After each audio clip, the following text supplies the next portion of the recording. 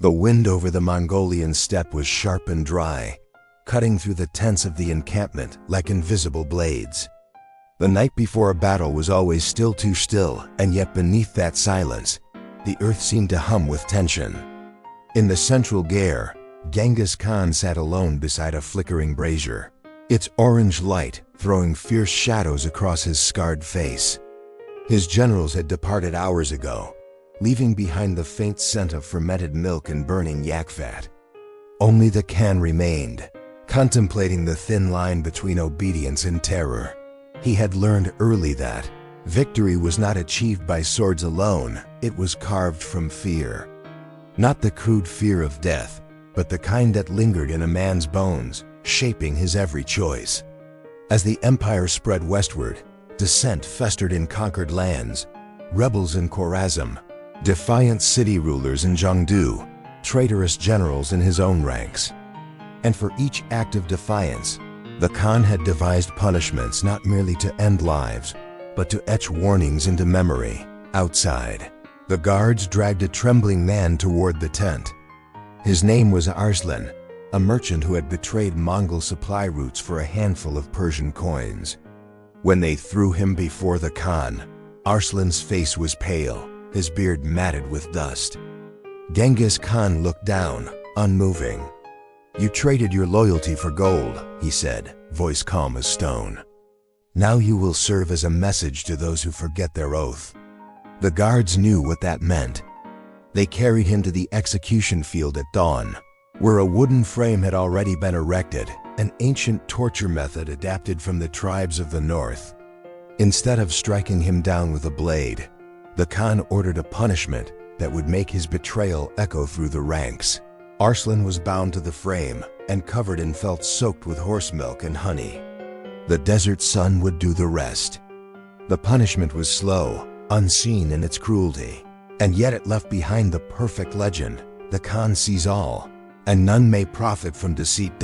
As the sun climbed, Genghis Khan watched from his horse.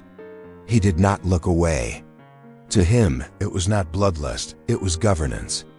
The empire was too vast for mercy to keep it whole. What spread faster than rebellion was fear of rebellion. And that was a fire he knew how to control.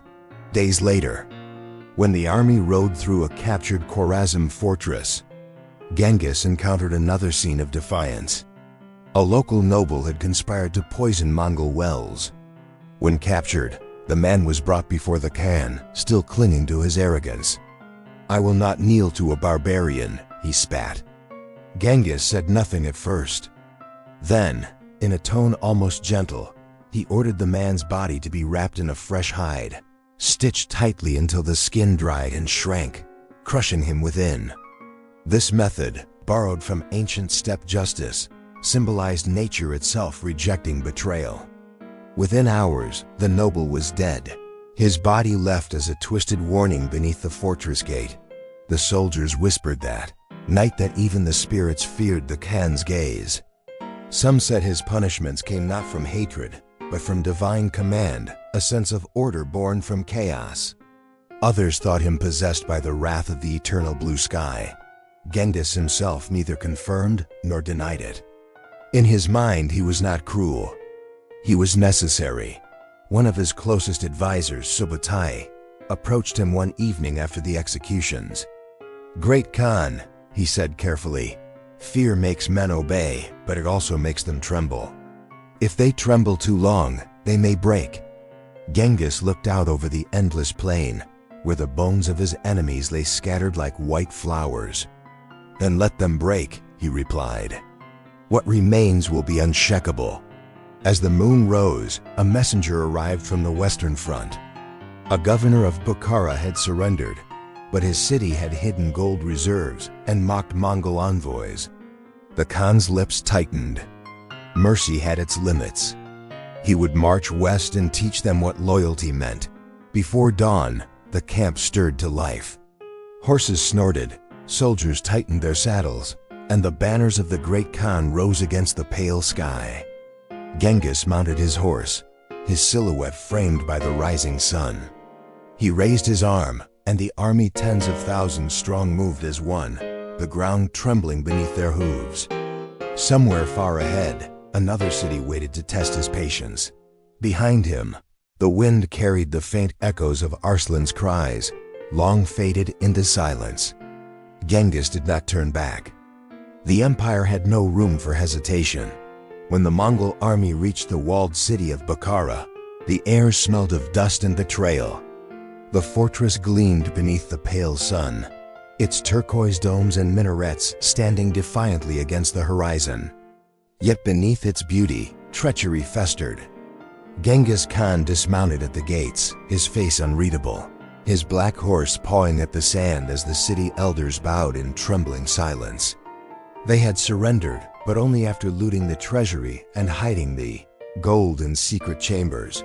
The Khan listened as the governor, a man named Hamid, spoke honeyed words of obedience. His tone was smooth, but his eyes darted like those of a cornered jackal. Genghis Khan's gaze never wavered. "You speak of loyalty," he said quietly. "But loyalty without truth is rot beneath silk." He ordered his soldiers to search the city. Within hours, the Mongols unearthed the gold, the hoarded spices, and letters from spies promising alliance with Khwarezm. Hamid's lies had been exposed. The Khan stood before the city's great mosque, where the citizens were gathered, trembling under the echoing chants of prayer. Genghis raised his hand for silence. "Your governor has insulted heaven," he declared. "You will witness justice not for vengeance, but for order." He commanded that Hamid be brought forth. The man's ornate robes were stripped from him, revealing the soft frame of one unaccustomed to war. His eyes darted between the soldiers and the crowd, searching for pity. There was none. The punishment was one reserved for deceivers, death by suffocation beneath a carpet, so that no noble blood would be spilled upon the earth. The Mongols believed it kept the spirit pure even in punishment, a cruel mercy that crushed the body but spared the soil. Hamid was wrapped tightly in his own Persian carpet, embroidered with gold threads. The soldiers bound it with rope, their movements precise, ritualistic. As the life drained from him, Genghis Khan watched without expression. When it was done, he turned to the crowd. "Let no man hide false loyalty behind silk again," he said, his voice carrying across the square. The execution became legend. In the years that followed, the people of Bukhara spoke of it not as cruelty, but as divine balance, a warning carved into memory. Later that night, the Khan walked alone along the city walls. The moonlight silvered the stones, and the wind whispered through the broken gates. Subutai approached silently. "You have given them a story they will never forget," he said. Genghis looked out over the sleeping city. "A story is stronger than fear," he murmured. "Fear fades when the body dies. But a story," he touched his chest lightly, "lives where I cannot." From the east, the first glow of dawn touched the sky. The Khan's campaign would move onward to Samarkand, to Urgench, to lands where his name was already a storm. Yet he knew each conquest demanded a spectacle, each rebellion a warning. The methods might change, but the purpose was eternal, to bind men not by chains, but by the terror of memory. When he rode from Bukhara, the gates were left open. The people stood in silence, watching the endless line of riders vanish into the dust. Behind them, the empty mosque echoed with unspoken prayers. The city of Samarkand had once been called the jewel of Central Asia, a shining center of trade and faith. Its walls stretched high and proud, its towers capped with shimmering blue tiles that caught the sun like mirrors of heaven. Yet on that day, the sky above it was dark with dust and smoke. The Mongol horde had arrived. Genghis Khan stood before the city gates, his horse restless beneath him. The wind carried the sound of drums and cries from within the walls. His scouts had reported that the defenders refused to surrender. The city's ruler, Inulhuk, governor of Samarkand, had murdered Mongol envoys, a sin Genghis considered unforgivable. No law in the world, no religion, no king could justify the spilling of a messenger's blood. To the Khan, such an act was not rebellion, it was sacrilege. The siege began at dawn. Mongol catapults hurled flaming stones and oil jars into the city, turning its towers into pillars of fire. The Khan watched from a nearby hill, his eyes narrowed against the rising heat. "Let the sky judge them," he said quietly. After several days, Samarkand fell. Its defenders, exhausted and starving, surrendered. The streets were filled with silence, the kind that follows ruin. When Analhuk was captured, he was brought before Genghis Khan, bound and bruised, but still defiant. "I have killed your envoys because they were spies," he spat, his lips cracked with thirst. "And I would do it again." Genghis did not respond immediately. He walked slowly around the man, studying him as if weighing the worth of his soul. Then he said, "You have eaten from the bowl of arrogance. Now you shall eat what arrogance becomes." The soldiers brought forth a cauldron filled with molten silver. It shimmered in the sun, blinding in its brilliance. The execution that followed would pass into legend. Analhuk was bound, and the molten metal was poured not upon his body, but into his mouth and ears, symbolically burning away the lies and pride that had defied the Khan's law. It was a message not only to his enemies, but to the world. Even wealth, the source of men's power, could become their destruction. Genghis turned away before it was done. "The world must know that words carry weight heavier than gold," he said to Subutoi. When the fires died, he entered the ruined city. The once bustling markets were silent, the mosques abandoned, the air thick with the scent of smoke and stone. Genghis Khan ordered that the artisans and scholars be spared. "They build what war destroys," he said. "Let them live to serve the new world." In the nights that followed, Samarkand became a ghost city. The Khan's men rebuilt it as a base for the empire's advance, and the story of Analhuk's punishment spread across Persia, carried by traitors and survivors. It was told not as cruelty, but as cosmic balance. The empire of the great Khan had no room for arrogance or defiance. As he stood upon the walls, looking toward the horizon, Genghis Khan murmured to himself, "Fear is a wall stronger than any stone. When that wall stands in every heart, no city will ever defy me again." The wind blew across the desert, carrying the scent of iron and smoke. Far to the west, the next city awaited. The winter wind swept across the Mongolian plateau like blades. Snow covered the bones of the fallen, and the tents of the Khan's camp stood like black shapes against a pale horizon. The empire stretched farther than any man could have imagined, from the frozen forests of Siberia to the sands of Persia. Yet, within the vastness, rebellion brewed like fire beneath ice. Among the conquered tribes, whispers began to rise. One of Genghis Khan's vassals, a noble from the Tatar remnants named Torogul, had betrayed his oath. He had taken tribute meant for the Khan, murdered a Mongol tax officer, and declared independence in a hidden valley of the Altai Mountains. It was not a battle that worried Genghis, it was the betrayal. The Mongols could forgive weakness, but never disloyalty. When Torogul was captured after a brief pursuit, he was dragged before the Khan's throne tent. The firelight flickered across Genghis's face as he stared down at the traitor.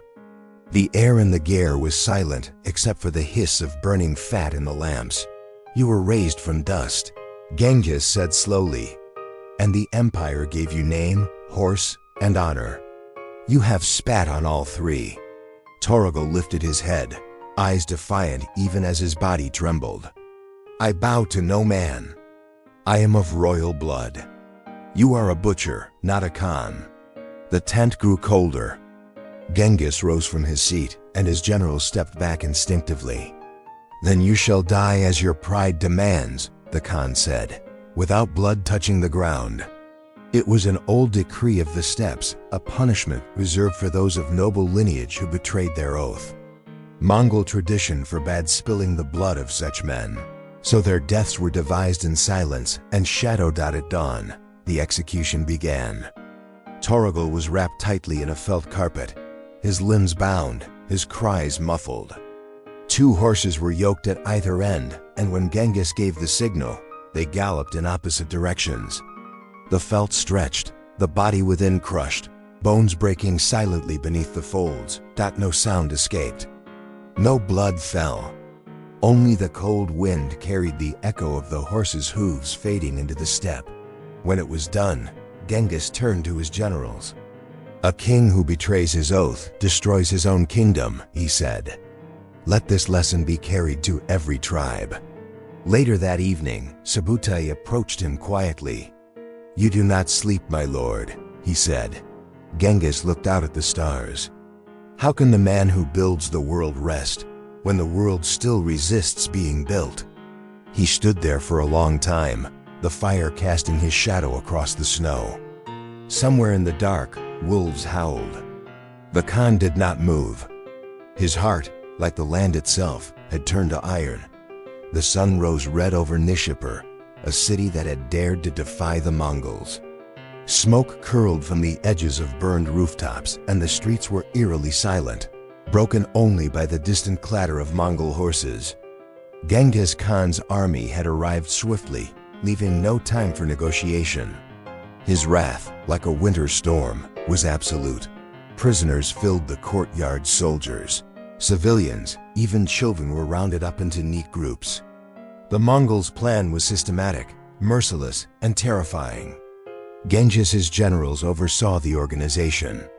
50 to 100 prisoners at a time were forced to stand together.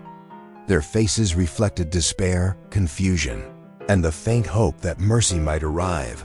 But mercy was not on the steppe that day. Layers upon layers of human bodies were stacked. Those below screamed as the weight pressed down, their breaths crushed by the living pyramids forming above them. Middle layers, trapped between the dead and the living, felt their own bodies contributing to the suffering. Unable to resist, Genghis Khan observed from a hill above. His expression unreadable, the cold wind tossing his fur cloak. This was terror made tangible. Every movement of the prisoners, every anguished cry, reinforced the Khan's message. Rebellion was annihilation. The physiological horror was compounded by psychological torment. Some victims attempted to call out to loved ones, only to be silenced by the oppressive mass. Limbs cracked under the pressure. Chests compressed so that breathing was impossible. Positional asphyxia claimed some who thought they might survive. The agony was staggered. Some perished immediately, others slowly, each layer adding to the nightmare below. Witnesses, those forced to help stack or watch, saw their relatives, neighbors, and fellow soldiers crushed. The cacophony of cries was almost otherworldly, a chorus of torment that echoed across the city. Genghis Khan did not flinch. He understood the psychological power of this spectacle. Fear was as effective a weapon as the bow or the sword. By evening, the city lay silent, the human pyramids reduced to still forms pressed into the earth. The Mongols left the site unburied. The message was clear: resistance led to complete annihilation. Future cities would surrender without a fight, remembering the terror of Nishapur. Later, Genghis walked among the remnants of the city, inspecting the aftermath. Ash mingled with snow, and the wind carried a metallic tang from broken metal and shattered wood. His generals followed silently. Every look, every gesture was calculated. The Mongol Empire thrived not just on conquest, but on the carefully cultivated fear that made future resistance futile. Even in this grim efficiency, the Khan did not ignore the human element. He knew that survivors carried stories, that memories of such atrocities would ripple across generations. Yet for Genghis, it was the price of building an empire that would stretch from the Pacific to the Caspian Sea. The steppe had always been harsh, unforgiving, and the Khan was its reflection, a man who had learned that absolute control required both the mastery of the bow and the orchestration of terror. The city of Herat lay in uneasy silence. The Mongols had swept through the region, leaving only whispered rumors of atrocities in their wake. Among the captured were nobles, soldiers, and civilians alike, selected for punishment, not only for resistance, but also for their perceived pride and defiance. In a grim courtyard, condemned individuals were prepared for one of the most bizarre execution methods, sewn into animal skins with live creatures. A large ox hide lay spread on the ground. Rats and snakes were introduced before the condemned were bound and wrapped tightly, the creatures squirming in anticipation. Darkness and confinement struck first. The smell of blood and raw hide enveloped each victim, a nauseating sensory assault. Panic spread as the animals, driven by instinct, gnawed, crawled, and coiled, bringing terror from within the prison. The hide slowly contracted in the sun, compressing the human form, blending psychological dread with physical torment. Some victims screamed silently, their cries muffled by layers of leather. The sun scorched overhead, forcing sweat and fear to mingle. Rat teeth gnawed relentlessly, snakes coiled and slithered, and the victims could not move, could not escape. Breath became shallow, hearts pounded, and the mind fractured under the weight of sensory horror. For some, death came swiftly from suffocation. For others, slow and agonizing infection claimed their lives as wounds multiplied internally. Elsewhere, Scaphism, the boats, was deployed against a rebellious Persian governor. Confined between two narrow wooden vessels, his head, hands, and feet protruding, he was force-fed milk and honey. At first, it seemed almost innocuous, a humiliating, uncomfortable restraint. But the sweet liquids brought with them grotesque consequences. Severe diarrhea ensued, creating filth and degradation. Flies swarmed to the sticky surfaces, buzzing incessantly, laying eggs that hatched into maggots. The victim writhed helplessly, swarmed and tortured by insects, his body slowly consumed. Sun and stagnant water compounded the suffering, while dehydration and infection marched relentlessly toward death. In yet another city, the Mongols demonstrated their flair for public humiliation. A Turkish sultan, captured after resisting Mongol demands, was dressed in women's clothing and paraded through his own conquered capital. Forced onto a donkey, he was made to announce his cowardice and failures. The streets, filled with both fear and curiosity, bore witness. Stones, rotten refuse, and verbal abuse pelted him. Soldiers and civilians alike participated in this orchestrated degradation. Hours turned into days. By the end, the Sultan's execution, sometimes as simple as a beheading, seemed almost anticlimactic. His dignity, his authority, and the legacy of his reign were obliterated before death even claimed him. Genghis Khan understood that the psychological devastation of such spectacles was as powerful as physical annihilation. Watching the terror unfold, he calculated the ripples of fear that would radiate across the region. Survivors would carry these memories, spreading caution to those who might resist. Authority, pride, and perceived invincibility could all be shattered without lifting a sword. By nightfall, the Mongols had left their marks clearly on multiple cities. The corpses of victims, the ruined courtyards, the lingering stench of leather, blood, and decay all served as warnings. They were lessons in submission and fear, ensuring that tales of Mongol cruelty would precede future conquests. Yet beneath this calculated terror, the humanity of the victims remained: names, families, dreams, and the ultimate suffering of flesh and spirit. Genghis's methods were effective, but at an immeasurable human cost, leaving a scar on civilization that would persist for generations. Asterisk, the aftermath of Mongol conquest often extended far beyond individual executions. Entire cities could be punished for offenses deemed unforgivable.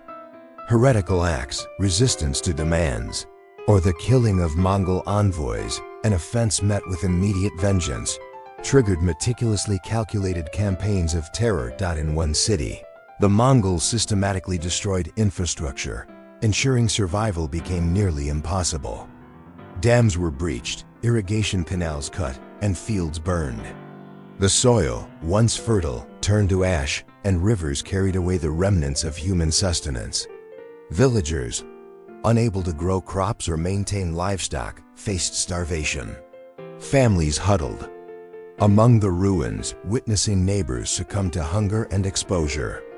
These environmental executions were as methodical as they were terrifying, transforming the very possibility of life into a weapon. Meanwhile, public executions reinforced the psychological terror. In open squares, captured nobles were trampled by their own horses, a signature Mongol method that inverted loyalty and trust. Mounted soldiers restrained the condemned, spreading limbs across stakes as agitated horses, starved and confused, were brought forward. The first passes were tentative, almost accidental, as the animals sought feed. Each hoofall inflicted fractures, splintered bones, and internal trauma. The chaos intensified with every strike. Witnesses, soldiers, townspeople, and relatives watched helplessly, absorbing the lesson. Allegiance and companionship could be turned into instruments of death. Mass executions, particularly following sieges like Nishapur, showcased industrialized cruelty. Prisoners were stacked in human pyramids, bottom layers crushed beneath the weight of others. Screams echoed like a chorus of the damned, a horrific symphony of asphyxiation, broken bones, and crushing pressure. The Mongols prioritized efficiency and terror, leaving fields of corpses as grim warnings. Those who survived carried memories that spread faster than the army itself, creating a psychological battlefield in advance of Mongol arrival. For individuals like captured commanders, humiliation often preceded death. Turkish sultans and Persian governors faced public degradation, dressed in women's clothing, paraded, mocked, and spat upon. Their authority evaporated before the blade or strangulation could finish the sentence. Witnesses internalized the lesson. Genghis Khan's dominion extended not only over lives, but over dignity, pride, and identity. By nightfall, the Mongols had left cities desolate and traumatized. The ruins, the empty granaries, the corpses of humans and livestock all served as warnings. The landscape itself had become a testament to Mongol power.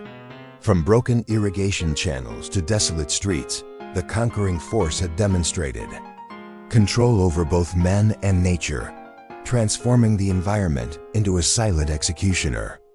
Every river, every field, every ruined home spoke of absolute dominance, a message to any who might contemplate defiance. Even as centuries passed, the cultural memory of these atrocities persisted. Stories of bizarre executions trampled nobles, human pyramids, scaphism, sewn hides, and environmental manipulations were retold to children and chronicled in texts. These memories ingrained caution, fear, and respect for Mongol might. Yet beneath these tales of terror was a reminder of human resilience. Cities rebuilt, survivors adapted, and the legacy of suffering became a lesson in survival, endurance, and the reclamation of dignity. Asterisk, even after cities were leveled and leaders humiliated, Genghis Khan's appetite for psychological domination found new avenues. Some of his most bizarre methods were reserved for high-ranking prisoners, intended to shock, terrorize, and break the spirit of entire populations. One such method involved sewing condemned individuals into the fresh hides of animals, often along with living creatures. Inside the constricting skin, rats or snakes were introduced. The victim, trapped in darkness and heat, could feel the creatures moving against their body.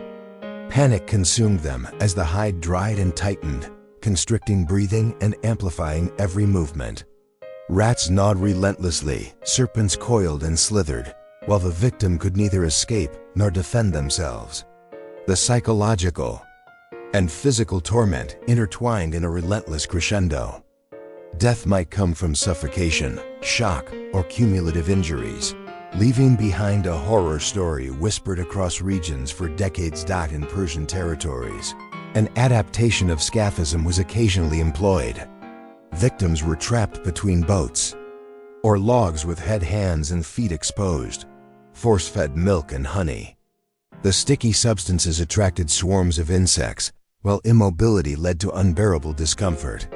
Flies laid eggs in waste and soft flesh, and maggots consumed the victim alive over days. Fever, sepsis, and dehydration gradually finished the execution. Witnesses bound to watch internalized the terrifying lesson. Even nature and the smallest creatures could be turned into instruments of Mongol wrath. Such acts were not merely punitive. They were meticulously calculated performances of power. A Turkish sultan forced to parade in women's clothing before public execution exemplified this strategy. Humiliation stripped identity, leaving the condemned as a warning. The streets became theaters of terror, the audience participants in the social annihilation of status and dignity. By destroying social hierarchies publicly, Mongols demonstrated dominion over both body and soul. Environmental manipulation, too, was a weapon. Dams destroyed, irrigation cut, fields burned, livestock slaughtered. The Mongols didn't just kill individuals, they engineered famine, desolation, and dependence on Mongol mercy. Life itself became precarious, turning landscapes into silent enforcers of power. Yet, amid the horror, humanity persisted. Cities rebuilt, survivors adapted, and tales of atrocities became lessons rather than tools of control. The cultural memory of these executions endured, but the human spirit proved resilient. Mongol methods achieved immediate tactical goals, instilling fear and ensuring swift surrenders. But in the long term, cultures survived, adapted, and eventually reclaimed autonomy and dignity. The legacy of Genghis Khan's most bizarre execution. Methods is thus dual, a testament to the extremes of human cruelty and a story of endurance, memory, and resilience.